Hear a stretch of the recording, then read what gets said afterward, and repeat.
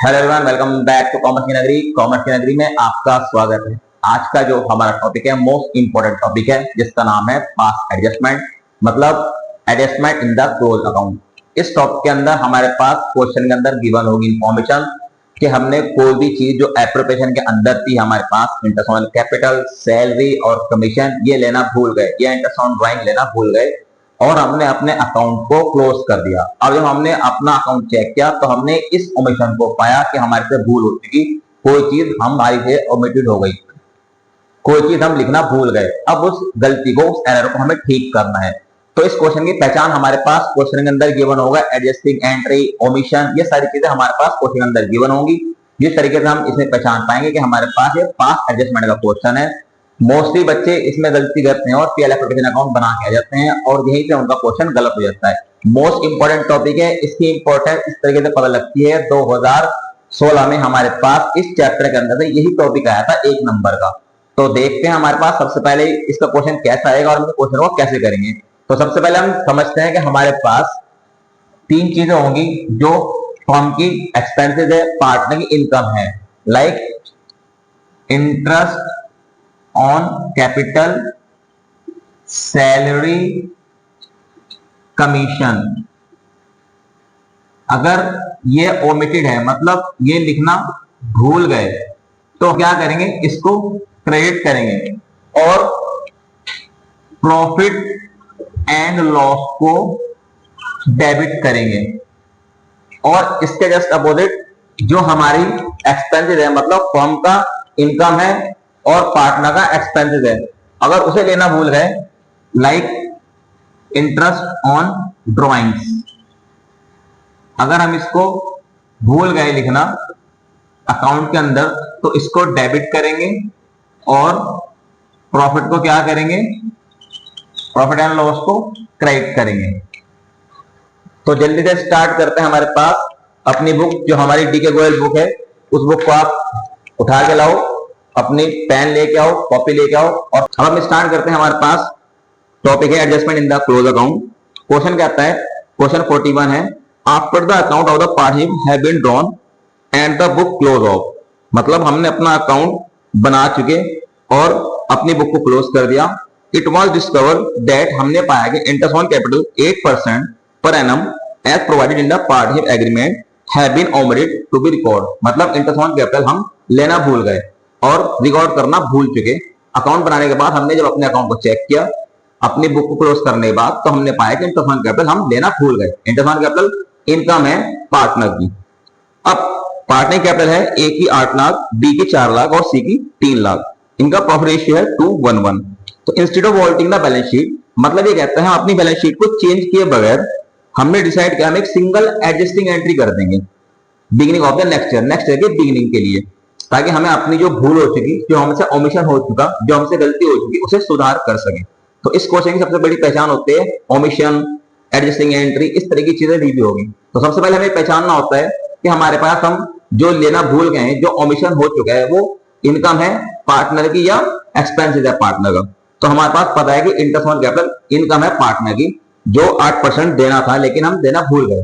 तो इस क्वेश्चन को हम कैसे करेंगे, सबसे पहले हम यहां लिखेंगे क्वेश्चन नंबर 41 है, इसको हम लिखेंगे कैलकुलेशन टेबल। इसको आप एडजस्टमेंट टेबल भी बोल सकते हैं। हमारे पास 3 पार्टनर है, तो इसका जो परफॉर्म बनेगा ये रफ में बनता है। हम यहां लिखेंगे पर्टिकुलर 3 पार्टनर हैं, एक पार्टनर का नाम है ए, दूसरे का नाम है हमारे पास बी, तीसरे का नाम है सी, और यहां लिखेंगे टोटल। अब हम यहां लिखेंगे interest on capital, interest on capital income है पार्टनर की, तो उसे क्रेडिट करेंगे, आर क्रेडिटेड। अब 8% इंटरेस्ट ऑन कैपिटल निकाल लेंगे, 8 लाख की 8% 64,000, बी की कैपिटल है 4 लाख, तो 4 32,000 और सी की है 3 लाख, 8 24,000। अब इन तीनों को प्लस कर लेंगे, हमारे पास प्लस करके आ जाएगा 64, 32 और 24, 1,20,000। तो 1,20,000 हमने टोटल में डाल दिया।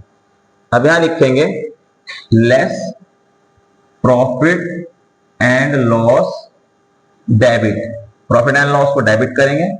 अब जो हमने टोटल किया 1,20,000, इसको डिस्ट्रीब्यूट कर देंगे किस रेशियो में, जो रेशियो में क्वेश्चन के अंदर गिवन होगी, 2:1:1 गिवन है, तो 2:1:1 में इसे डिस्ट्रीब्यूट कर देंगे हम 1,20,000 को।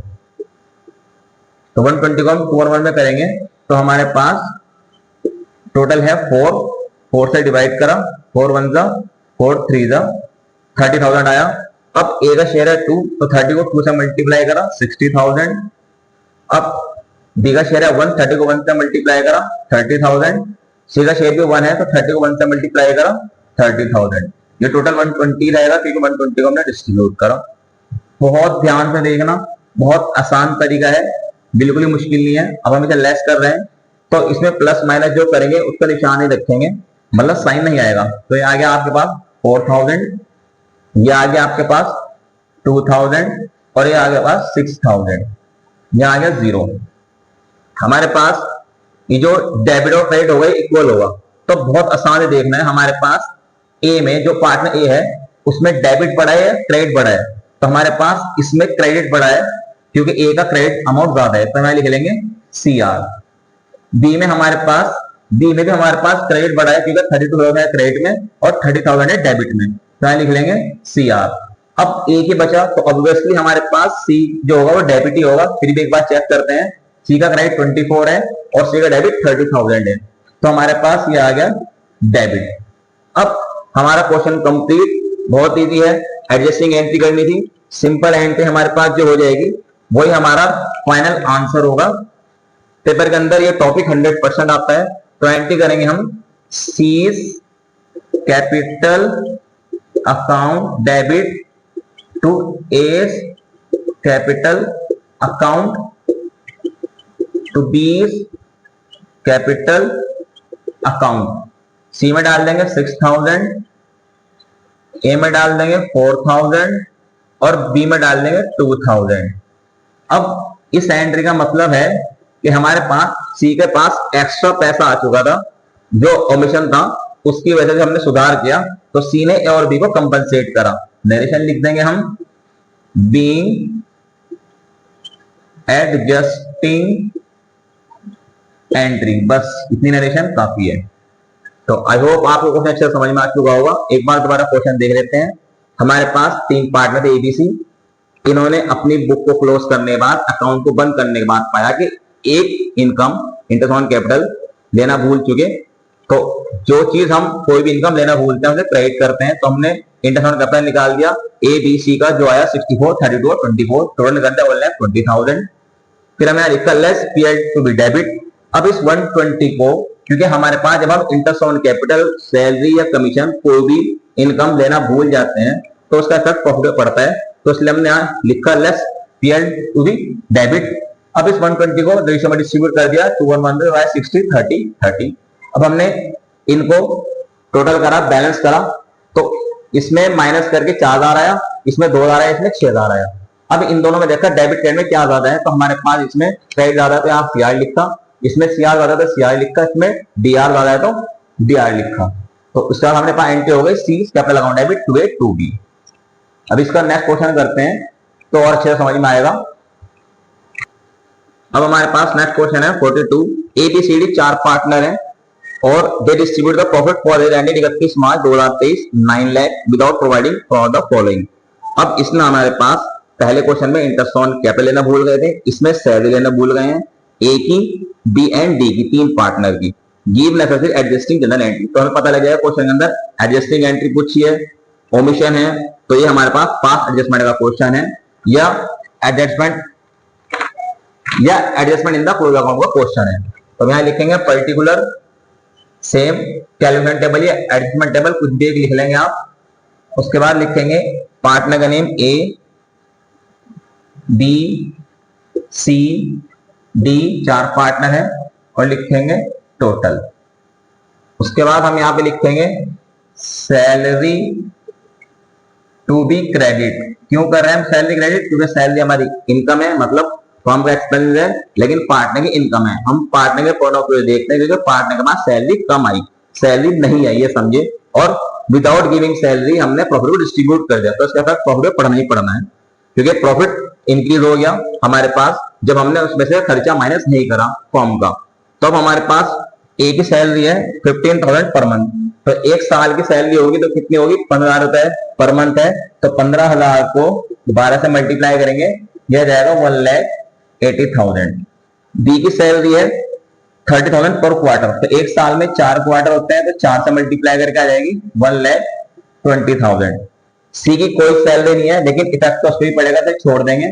डी की सैलरी भी 30,000 पर क्वार्टर है, तो 4 से मल्टीप्लाई करेंगे, यह जाएगा 1,20,000। अब इस सबको टोटल कर लेंगे, तो हमने टोटल करा 180, 120, 120, ये आ गया आपके पास 4,20,000। तो हमने 4,20,000 टोटल में डाल दिया। सी की कोई नहीं है, सैलरी तो छोड़ देंगे।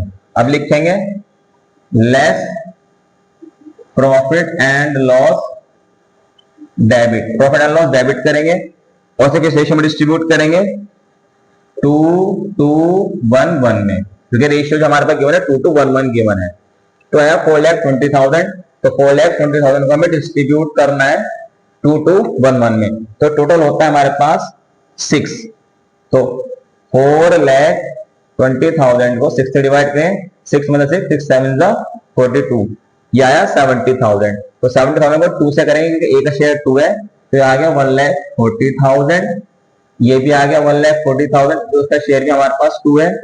फिर सी का रेशियो 1 है, तो ये आएगा 70,000, डी का रेशियो भी 1 है, तो आएगा 70,000। इनका टोटल करने की नीड है क्योंकि हमने 420, इसका टोटल आएगा 420 को डिस्ट्रीब्यूट किया हमने।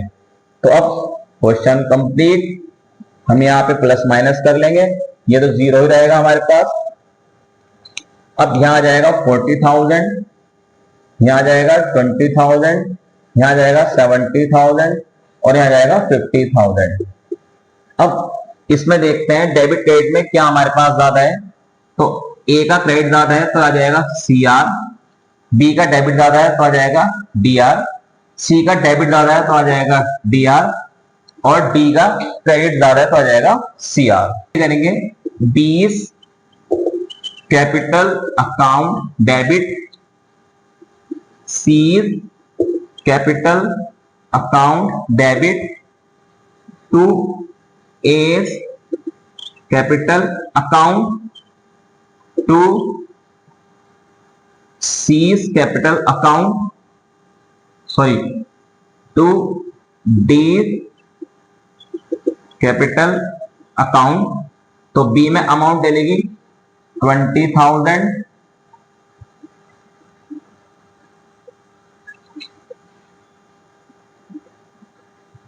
सी में अमाउंट डलेगी 70,000, ए में अमाउंट डलेगी 40,000 एंड डी में अमाउंट डलेगी 50,000। ये भी 90, ये भी 90। Narration being adjusting entry. तो इसके साथ ही आपका क्वेश्चन कंप्लीट। तो एक बार दोबारा क्वेश्चन देखते हैं। हमारे पास 4 पार्ट हैं ABCD।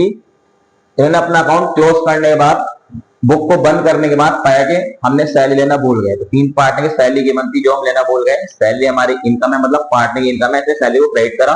तो इसकी सैलरी थी हमारे पास 15,000 पर मंथ, तो 12 से मल्टीप्लाई करी तो हमारे पास आ गया 180। इसकी क्वार्टर में थी तो 4 से मल्टीप्लाई करा। सी की कोई सैलरी नहीं थी, डी की भी क्वार्टर में थी तो 4 से मल्टीप्लाई करा।